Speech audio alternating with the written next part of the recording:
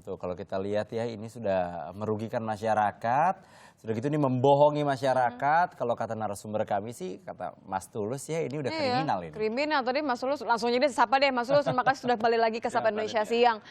Ini kan benar-benar meresahkan. Meresahkannya adalah karena ternyata ini banyak dijual bebas dan orang-orang mungkin bahkan tidak mengetahui bahwa minyak yang mereka gunakan itu sangat-sangat berbahaya. Kita menyebutnya apa nih? Lebih enaknya minyak rekondisi, atau minyak yang dimurnikan kembali, atau minyak oplosan atau seperti apa? Ya lebih familiarnya minyak oplosan. Karena dioplos dengan zat atau barang yang sebenarnya tidak layak atau barang yang ilegal dalam minyak goreng itu. Karena kan tadi dicampur dengan zat-zat kimia. Saya kira itu bisa bilang kriminal karena itu jelas bukan untuk dikonsumsi kita, tapi untuk bahan pencuci kan. Jadi saya kira luar biasa bahayanya kalau kemudian dicampur dengan zat yang tidak untuk kita makan. Tapi sejauh ini Mas Tulus, YLKI pernah menemukan nggak sih aduan, tapi minyaknya juga minyak oplosan tadi, tapi sudah terbungkus dengan brand. Mungkin brandnya ya tidak terkenal, tapi terbungkus dengan brand sehingga bisa dijual, kondisinya tersegel gitu. Pernah ada laporan nggak Mas? Ya sebenarnya kan begini, memang aturan yang terbaru bahwa minyak goreng itu harus dalam kemasan dan ada brand dengan ukuran tertentu. Tidak boleh lagi menjual minyak goreng curah. Ya. Tapi lemahnya pengawasan itu menjadikan bahwa minyak goreng yang kemasan pun bisa dioplos atau dicampur dengan zat-zat tertentu atau rekondisi tadi atau recycle. Jadi misalnya gini kan memang restoran-restoran besar, restoran cepat saji, hotel terbintang itu kan minyak gorengnya itu ada yang menampung, yang kemudian dijual ke warung-warung kecil atau di tukang gorengan yang kemudian dipakai untuk menggoreng itu. Tapi persoalannya dia juga tahu bahwa ini minyak goreng yang sebenarnya tidak terlalu fresh lah, tidak fresh gitu, bahkan tidak sehat sekalipun. Mungkin kalau warga tidak serta-merta membeli kemasannya, tapi kan banyak yang diwaspadai adalah ketika kita memakan atau mengkonsumsi makanan-makanan yang digoreng menggunakan minyak-minyak oplosan atau minyak rekondisi ini. Yang paling sering itu makanan yang seperti apa sih Mas? Kan tadi kita banyak lihat gorengan yang menggiurkan. Sebenarnya begini, kita sekalipun bukan minyak goreng rekondisi atau minyak goreng oplosan, ketika kita beli di tempat-tempat gorengan itu kan yang sebenarnya aspek yang membahayakan adalah ketika kita salah memperlakukan atau cara menggorengnya. Sekalipun minyak baru misalnya ya, tapi kalau dia dipanasi berulang-ulang, ya menggoreng matikan terus sampai berulang, itu juga sudah menjadi komoditas yang sangat karsinogenik. Ya, karena warnanya pun berubah ya menghitam. Minyak goreng menjadi racun ketika melalui pemanasan yang berulang-ulang. Sekalipun dia minyak baru dan katakanlah branded. Makanya sebenarnya aturan mainnya adalah ketika kita menggunakan minyak goreng akan ideal kalau pemanasannya cukup 2-3 kali pemanasan. Bukan pemakaian, pemanasan. Jadi kalau sudah pemanasannya sudah berkali-kali sampai level mendidih, itu menjadi sampah sebenarnya. Menjadi sampah dan menjadi racun. Ya, karena permasalahan tadi apalagi kalau dicampur udah luar biasa. Saya juga sudah menyinggung bahwa banyak sekali ada yang namanya pengepul yang akhirnya mengambilnya dari rumah makan cepat saji, dari hotel atau dari restoran. YLKI ini sebagai pelindung konsumen supaya masyarakat tidak lagi menggunakan minyak oplosan tadi atau minyak yang sudah direkondisi. Ada nggak sih sebenarnya kayak pengawasan kepada hotel, restoran cepat saji atau mungkin tadi tempat-tempat makanan yang supaya minyaknya ya langsung dibuang gitu. Ya sebenarnya ini pengawasan dari Dinas Kesehatan setempat ya, terutama di kota-kota besar seperti Jakarta.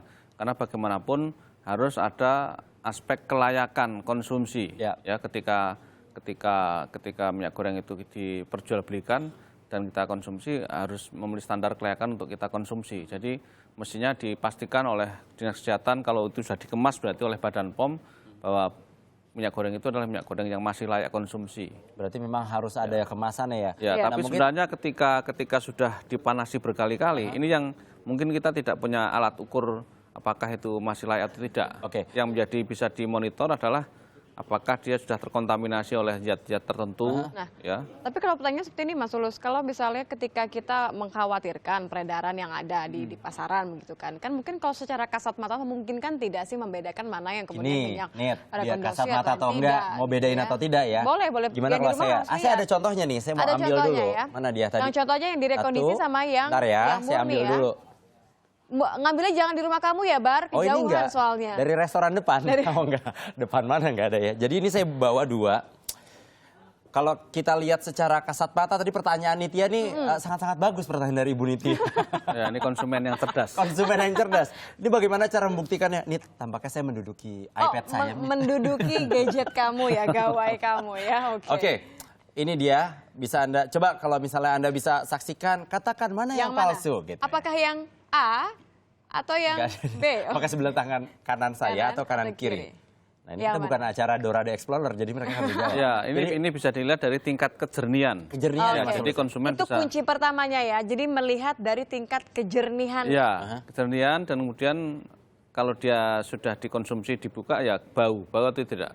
Kalau bau minyak goreng yang masih asli tentu ya kita sudah tahu baunya seperti apa. Tapi kalau sudah berbau misalnya mungkin ikan atau agak lebih amis daging, gitu ya? itu berarti dia sudah dipakai. Oke, jadi kalau 2 kuncinya tadi yang pertama adalah jernihnya, dicek dulu. Kira-kira kalau Ini dibandingkan. agak keruh sih, kalau ini yang di jernihnya sebelah kanan saya memang agak lebih keruh ya Mas Tulus ya, dibandingin yang sebelah kiri. Dan ternyata Bukan yang memang ini benar. ya? Bukan Kalau yang saya ini hidup saya kejernihan. keruh mungkin. Oh nggak boleh.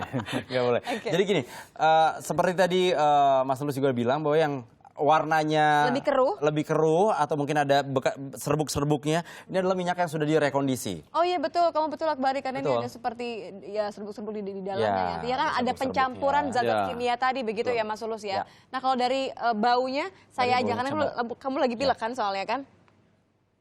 Oke, yang ini. Coba. Kalau ini memang tidak berbau, slightly tidak berbau, tapi kalau ini seperti ada bau. Coba-coba dirasain deh kalau yang rekondisi Nit. Gak boleh, itu kayak iklan nanti. Tapi emang kalau seperti ini emang diminum apa enggak? emang seperti berbau amis. Tidak perlu dibuktikan dengan cara diminum dong, Mas Tulus? Nggak perlu. Dengan bau mestinya bisa. Ya tentu kan tidak diminum, tapi dengan pembauan bisa diketahui bahwa dia masih asli atau tidak. Ini tapi jelas lah kalau misalnya bagus itu memang dia lebih jernih ya, lebih jernih. Tapi juga mungkin itu bukan hal yang mutlak dalam tanda kutip soal kejernihan tadi ya. Kan kalau kita lihat minyak goreng minyak goreng branded di retailer itu kan ada yang levelnya jernih, ada yang agak keruh. Mungkin dia nggak tahu teknisnya seperti apa. Berapa kali penyulingan ya, gitu ya. Itu soal tapi Mas Tulus balik lagi ke YLKI sebagai pelindung konsumen. Tadi kan Mas Tulus juga bilang bahwa sebenarnya sudah ada imbauan agar semua produsen minyak sayur ini mengemasnya dalam bentuk yang memang sudah tersegel, ada BPOM-nya. Tapi kan selama ini kan banyak juga masyarakat yang akhirnya membeli yang curah. Yang memang tidak tersegel, tapi terikat dengan karet gitu ya. Dari mulai beli yang seperempat, setengah kilo dan sekilo gitu hitungannya. Nah dalam hal ini Mas Tulus, jika memang akhirnya konsumen lambat laun akhirnya dirugikan, itu masih tetap bisa diadukan nggak sih atau seperti apa ya? Ya sebenarnya tidak akan ideal kalau kita menyelesaikannya bukan dari sisi konsumen atau sisi hilir, tapi dari sisi suplainya. Oh suplainya. Ya suplainya harus kita pangkas atau kemudian dimigrasikan ke peruntukan yang lain. Sebenarnya ada wacana untuk minyak goreng bekas dari hotel, restoran yang besar-besar itu diolah kembali menjadi bahan bakar transportasi, Transjakarta atau yang lainnya. Karena itu lebih bermanfaat untuk konsumsi mesin daripada konsumsi. Jadi sebenarnya adalah solusi juga sudah ditawarkan. Jadi masalah pertama bahwa tidak adanya lagi peredaran minyak oplosan ini terselesaikan, tapi juga bisa diolah kemudian bisa menjadi biodiesel. Artinya ada manfaat lain begitu ya. Kita punya grafisnya, coba kita akan lihat dulu bagaimana sih sebenarnya. Jadi bagi para perusahaan-perusahaan ini aja deh caranya yang dipilih. Betul, proses pada saat minyak curah atau minyak yang sudah dipakai ini menjadi bahan bakar biodiesel. Nah ini dia nih siklus biodiesel, bisa Anda saksikan dari minyak goreng ini. Terus ada proses selanjutnya. Ya, terus nah ini yang akhirnya bisa digunakan untuk misalnya bahan bakar, bahan bakar kendaraan. Bisa jadi Transjakarta. Jadi semua senang ya, Mas Tulus, lebih menyehatkan untuk di kendaraan. Dan itu sebenarnya sudah dilakukan, tapi saya nggak tahu apakah masih berlanjut atau tidak. Itu di Bogor. Bogor itu kan punya Transpakuan. Di situ dia salah satu alternatif bahan bakarnya menggunakan minyak jelantah. Jadi anak-anak sekolah di kabupaten dan kota Bogor kalau seminggu sekali atau beberapa hari sekali dia suruh membawa minyak jelantah bekas ibunya. Dibawa ke sekolah, dipoling, dikumpulin, kemudian diolah kembali menjadi bahan bakar untuk Trans Ini Pakuan. bagus dong. Bogor sudah memulai artinya dong, ya. Kalau misalnya kita bisa berkaca dari beberapa negara lain, misalnya Mas Tulus, kita punya ada beberapa referensi artinya Ya. negara-negara mana saja yang sebenarnya bisa menjadi patokan. Kalau negara lain sebenarnya bukan dari minyak goreng, tapi memang bahan bakar sudah dari nabati, Ya. seperti dari tapioka, jagung dan segala macam. Nah, tren atau fenomena menggunakan minyak goreng itu memang lebih banyak di Asia, ya di Asia, negara kita terutama. Iya. Kalau di Eropa segala macam tidak terlalu kental penggunaan minyak goreng, Yalah, kita minyak goreng kerupuk dari jadi goreng sawit. kering ya. Itu yang saya kira menjadi agak membedakannya di situ. Gitu ya, berarti memang sudah sebaiknya Anda lebih pintar lagi untuk memberikan makanan kepada anak Anda atau kepada diri Anda sendiri mungkin ya. Jadi kalau misalnya menemukan memang minyak gorengnya itu tidak sehat, sebaiknya ditinggalkan. Dan mungkin ya sudah mulai mengurangi lah penggunaan minyak goreng. Mungkin Iya, pakai minyak jadi- yang lain, minyak wajah. Jangan dong. Artinya memang begini, kalau misalnya memang belum bisa melepaskan penggunaan minyak goreng yang dengan jumlah yang sangat-sangat banyak di keseharian Anda, di rumah tangga Anda, nah paling tidak lebih teliti ketika memilih minyak goreng yang seperti apa yang Ya. baik dan juga sehat untuk dikonsumsi. Nah, tapi juga tadi solusinya kalau untuk pemerintah ya, berarti ya Mas Tulus ya, ini levelnya sudah tidak lagi menjadi level memberantas peredaran, tapi bagaimana mengalihfungsikan Ya. minyak-minyak Betul. jelantah ini akhirnya bisa dimanfaatkan Ya. menjadi bahan bakar Karena tadi. gini ya. nih, Bogor sudah memulai. kalau tadi. udah hubungannya sama duit agak sulit diberantas. Jadi ya mendingan dialihfungsikan saja gitu ya. Ya. biasanya. Walaupun mungkin ada pertentangan antara pengepul dengan upaya mengalihkan itu. Iya. Karena ini kan lahan bisnis juga. Betul, Betul. saya setuju. Masalah itu. Makanya saya keuntungan bilang kan tadi ya. urusannya sama uang. Oke lah, berarti memang bagaimana caranya Anda untuk lebih sadar. Mas Tulus, terima kasih banyak. Ya, sama-sama. Saudara, itu tadi adalah Ketua Umum Harian Yayasan Lembaga Konsumen Indonesia, Tulus Abadi.